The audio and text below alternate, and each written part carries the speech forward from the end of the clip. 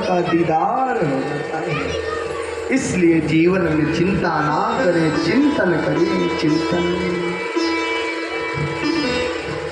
ये जो मानव का मुख्य धर्म है,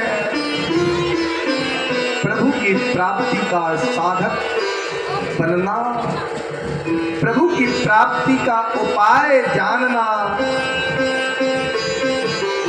अर्थात ये जो भागवत है ये मरना सिखाती है, मरना सिखाती है, मरना। रामचरितमानस जीना सिखाती है जी। जो जीने की पाठशाला है वह रामचरितमानस है।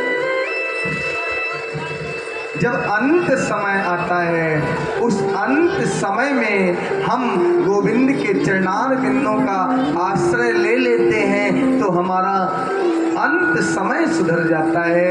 बस भागवत जीवन का जो अंतिम समय है उसको परमात्मा में लगाने का बहुत अच्छा साधन है।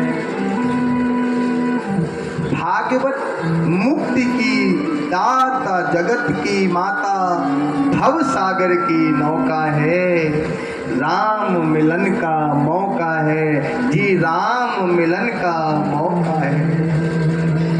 इससे अच्छा कलयुग में कोई साधन नहीं है जिससे मेरे गोविंद का दीदार हो जाए, जिससे मेरे गोविंद का दीदार हो जाए।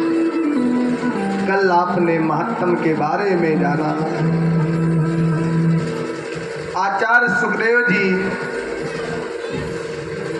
ने सुंदर श्रीमद् भागवत कथा का पीयूष रसावर्षण करेंगे। उसी परंपरा में जब कोई कथा का हम रसास्वादन करते हैं तो उससे पहले मंगलाचरण बहुत जरूरी होता है। हम भी कथा करने से पहले अपने इष्ट देवता को, अपने कुल के देवता को, सबको मनाते हैं। ऐसी भागवत संहिता में प्रवेश करने से पहले द्वैपायन वेद व्यास जी ने मंगलाचरण किया। अब ये कौन है द्वैपायन वेद व्यास? ये सुखदेव भगवान के पिता हैं। वेद व्यास जी ने श्रीमद् भागवत कथा की रचना की,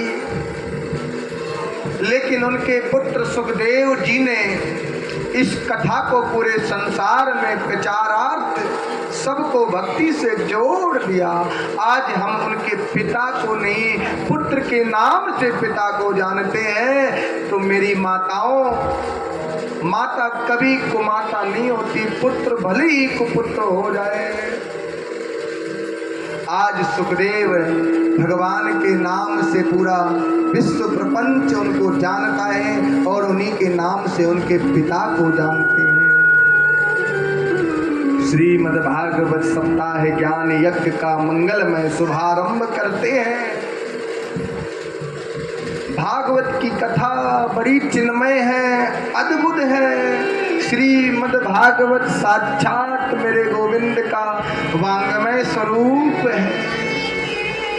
श्रीमद् भागवत जी का मंगलमय शुभारंभ हम सब करते हैं।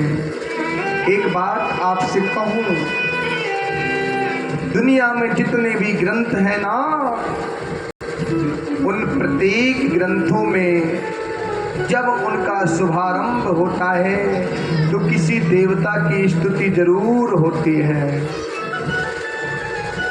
शिव चालीसा पढ़ लो तो भगवान शिव की स्तुति होगी, दुर्गा चालीसा पढ़ लो तो दुर्गा जी की स्तुति होगी, शिव महापुराण पढ़ लो तो भोले बाबा की स्तुति होगी।